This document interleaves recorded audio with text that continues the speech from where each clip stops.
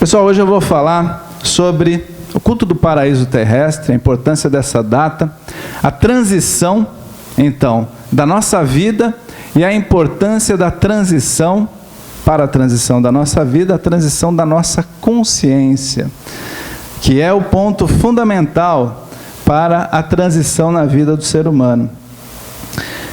Essa data é uma data que marca quando o Mestre Sama subiu o Monte Nokogiri, em 15 de junho de 1931, e no nascer do sol, ele entoou a oração a Matsunorito e recebeu a revelação sobre a transição da era da noite para a era do dia.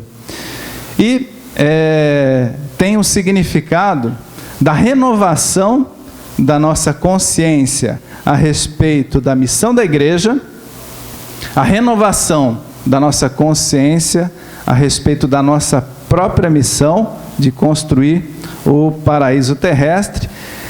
É o momento, então, da renovação do nosso compromisso com essa missão e, principalmente, é um momento propício para a nossa própria transição, para a nossa mudança interior, para a nossa transição da era da noite para a era do dia.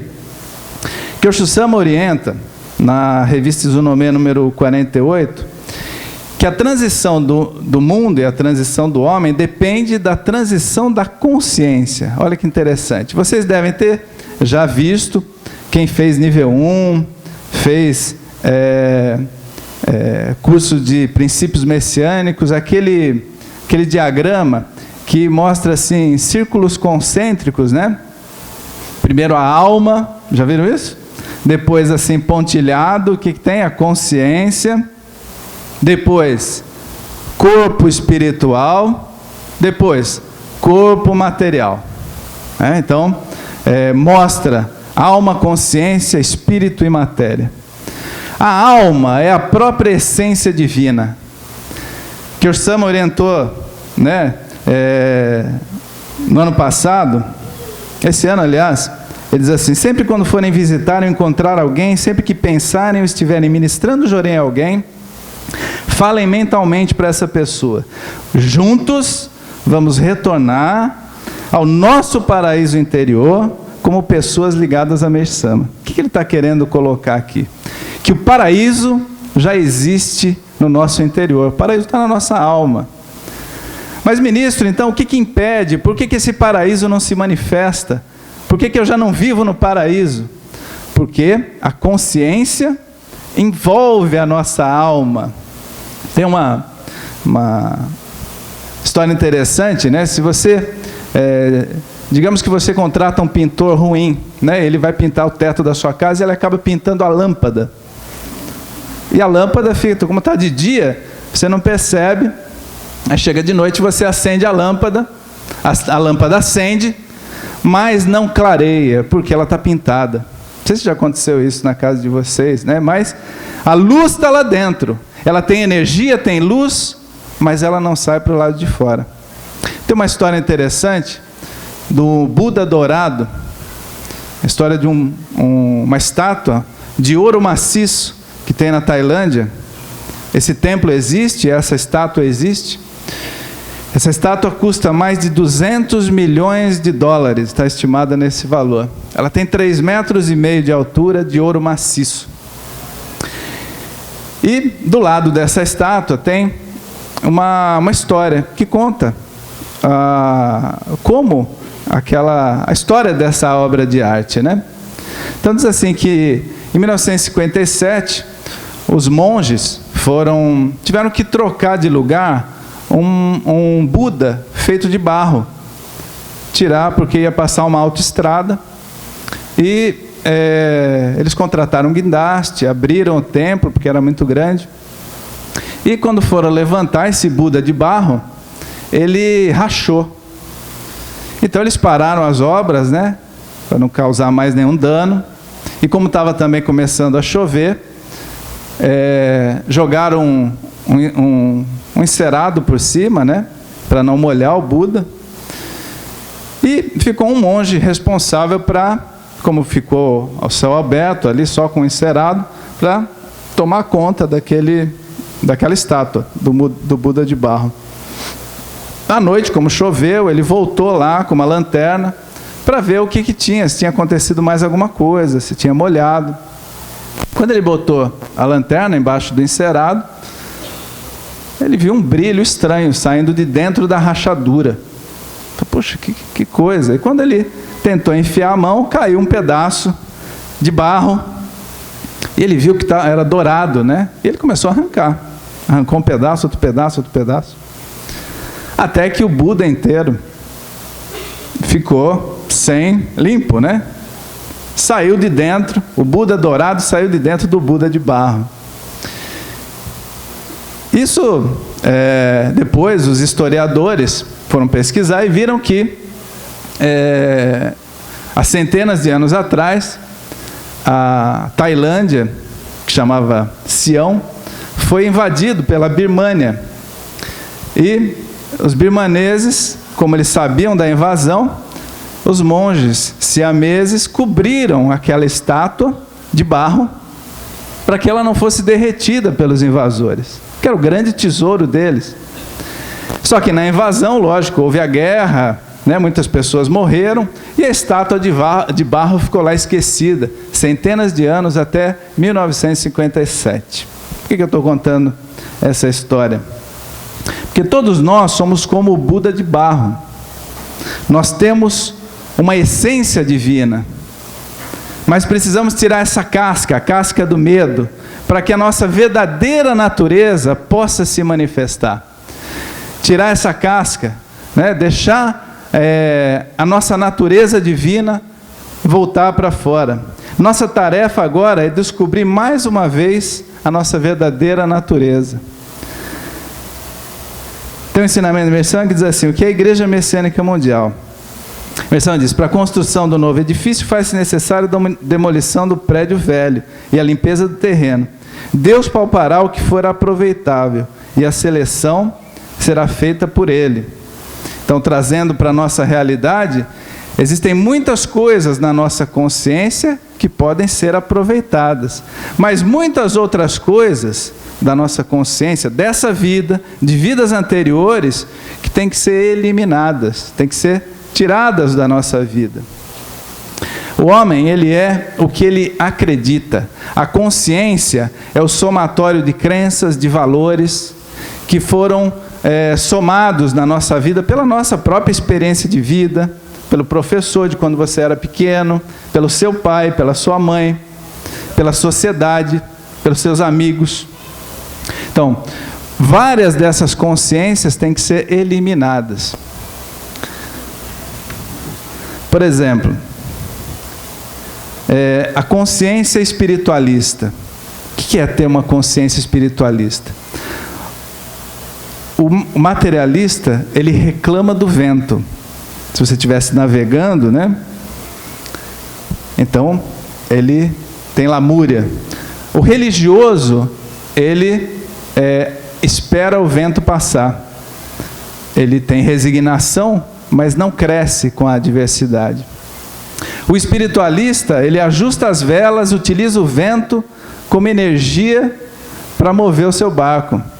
Ele utiliza a adversidade para o seu crescimento. Essa é uma consciência da era do dia. A consciência de ser espiritualista. Ele transforma adversidade em crescimento, em evolução. Também a consciência de mundo. Nós temos vários conceitos que foram internalizados na nossa vida, que são conceitos errados. Por exemplo, tem aquela música assim, né? Tristeza não tem fim, felicidade sim. Cantei direito? Coral especialista aqui. Isso é um conceito. Quer dizer, tristeza não tem fim, é eterna. Mas felicidade acaba logo. Felicidade dura pouco, né? Tudo que é bom dura pouco. Ou o camelo, é mais fácil um camelo passar pelo buraco de uma agulha do que um rico entrar no céu. O conceito de que a prosperidade é uma coisa negativa. Isso é um conceito, é uma consciência da era da noite. Nós temos que ter a consciência da prosperidade. Também, o ressentimento. manter o ressentimento durante um longo tempo. Isso é uma consciência da era da noite. É normal, gente, é normal você sentir raiva de vez em quando, viu? Mas essa raiva não pode durar muito tempo. Tem que ser logo racionalizada, como espiritualista, pensando o que eu posso crescer através desse fato negativo que aconteceu na minha vida. Por exemplo, se eu pegar esse copo aqui e segurar, ele é leve, né? Eu seguro aqui, 1 minuto, 2 minutos, 5 minutos, 10 minutos, 1 mês, daqui a pouco o meu braço está todo enfumigado, eu vou ter alguma lesão inclusive, mesmo sendo leve, mesmo uma mágoa pequena, se mantida durante longo tempo, se transforma num grande problema. O messiânico não pode sentir ódio, ter ressentimento ao longo do tempo. É natural ficar bravo e ter raiva, mas isso não pode ter uma longa duração na nossa vida. Isso é uma consciência da era da noite.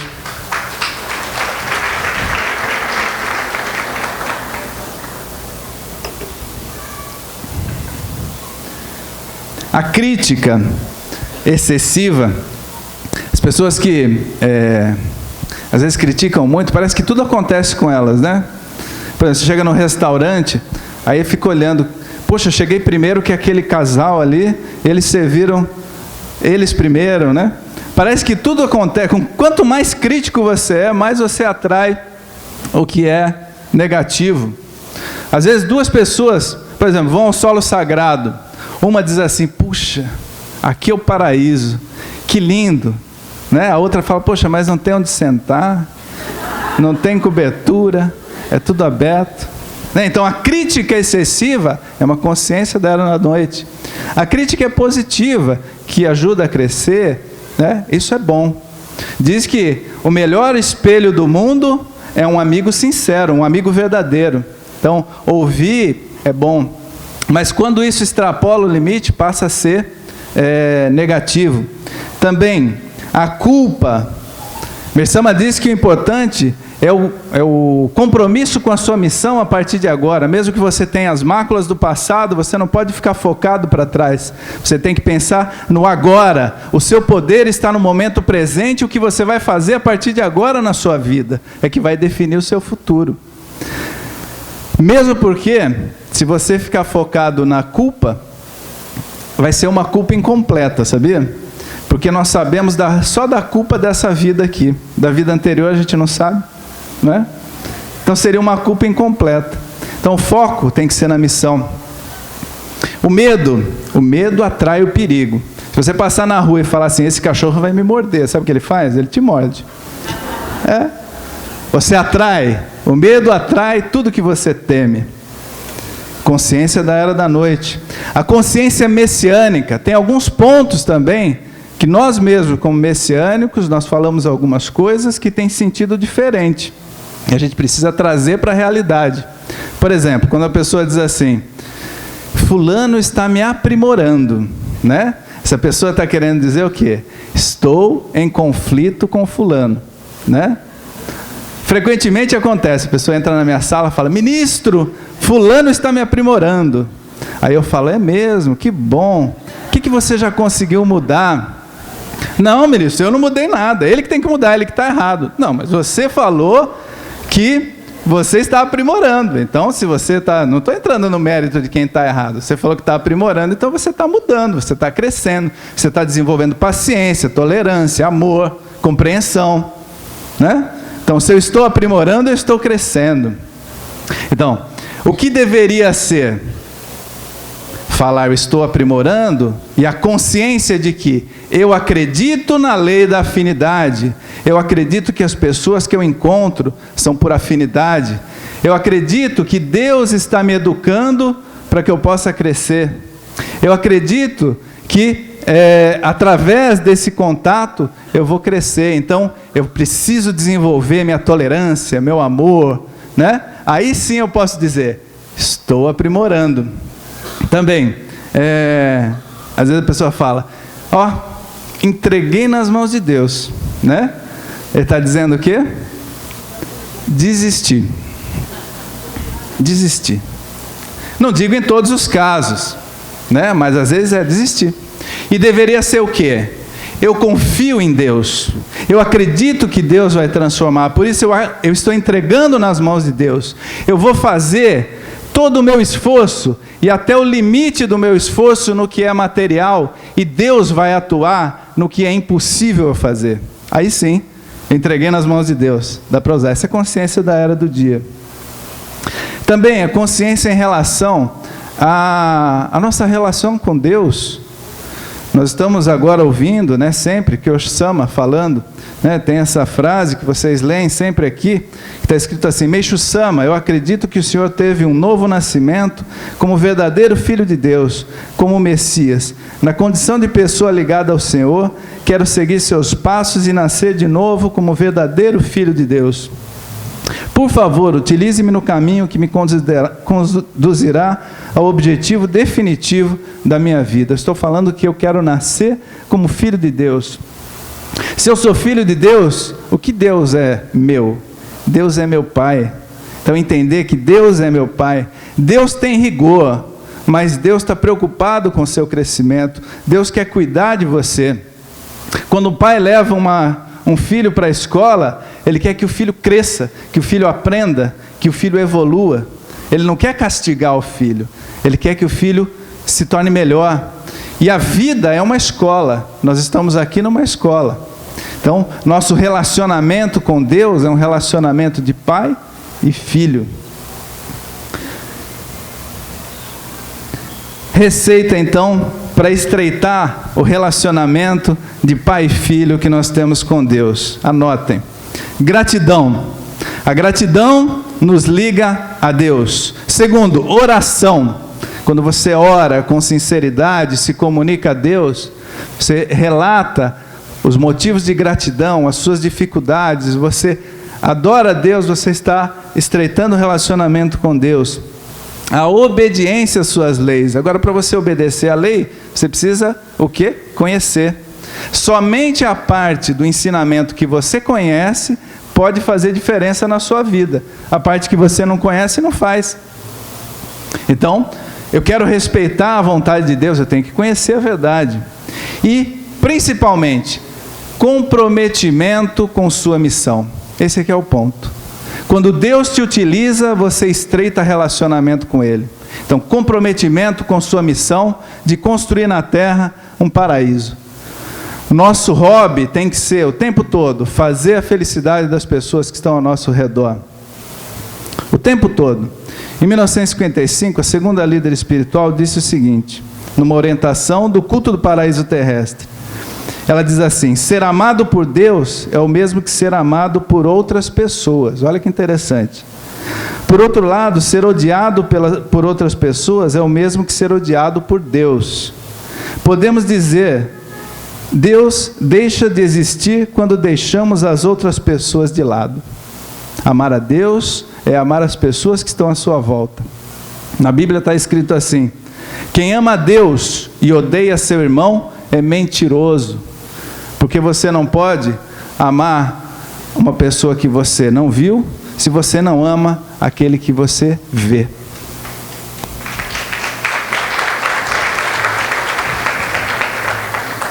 Por isso, dia 15 de junho, esse dia do compromisso, o dia da renovação do nosso sono, Deus quer ouvir do seu coração, dizendo assim: eu acredito no Senhor, eu acredito no seu poder, eu me comprometo com minha missão. Por favor, Deus, me utilize para ser bênção na vida de muitas pessoas. Deus abençoe a todos e boa missão.